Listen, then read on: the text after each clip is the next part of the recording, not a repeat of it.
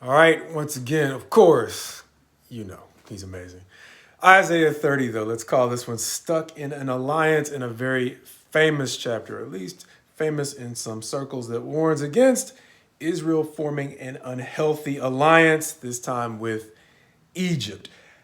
I don't even really know where to begin, but let's just go ahead and take it in order, understanding that this chapter seems to take the form of three sections. At least that's the way the ESV breaks it down. And so I'm going to stick with that, breaking it down a little bit further as we go. However, the first 7 verses are going to seem to discuss that unholy alliance with Egypt. The second set of verses, going roughly from 8 through 17, are going to seem to describe the way in which they're forming this alliance because they are flat out a rebellious people. However, the last section is going to seem to offer some hope, running roughly from verse 18 on through the end of the chapter 2. I think it's about verse 33, where it is going to talk about the way in which the Lord is willing to wait, specifically saying, therefore, the Lord waits to be gracious to you, and therefore he exalts to show mercy to you. However, verses 27 through the end of the chapter are going to seem to end the chapter in much the same way it started, reminding them of the way in which God will bring judgment on the wicked. God willing, quickly going back through the highlights of these three sections, though, the chapter starts out famously in describing that alliance. Ah, stubborn children, declares the Lord, who carry out a plan, but not mine, and who make an alliance, but not of my spirit, that they may add sin to sin. Talking about the way in which their alliance, not just with Egypt, even though it is Egypt, he's also going to describe it more specifically as a people who cannot profit, will ultimately bring them nothing but shame and disgrace. Adding to that shame and disgrace, the way in which in verse 6, they carry off their money to basically buy their way into or to support this unhealthy, shameful alliance. The second set of verses, like we said, 8 through roughly 17, saying that this is happening because they are rebellious children, specifically lying and unwilling to hear instruction. And beyond that, it's not enough for them to personally go astray. They are trying to lead astray the seers in verse 10 and prophets who are actually seeing and speaking to them accurately, asking for them to simply say something else.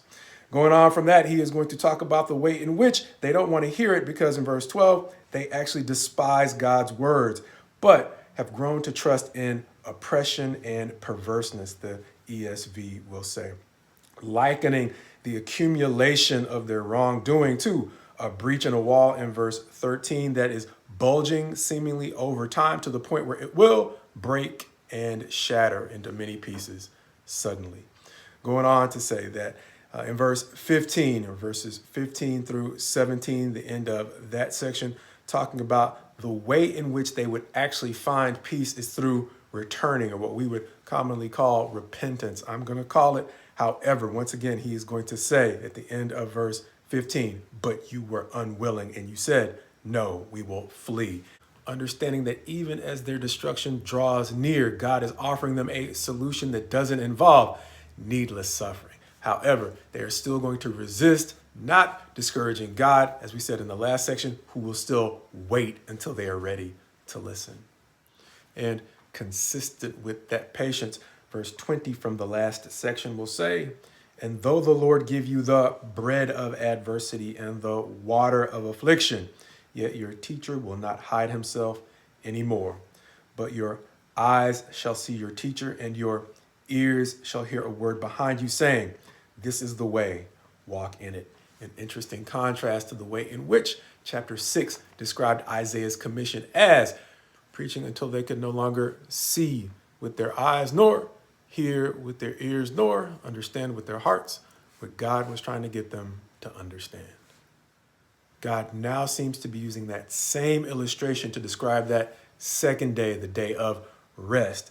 Understanding, as we've already said, verses 21 and 22, talking about the way in which they will now be able to see and hear, will seem to be summarized in the way that they will have a great light. However, verse 22 is describing the way in which they will actually turn from the idols or the images in which they had hoped to find rest.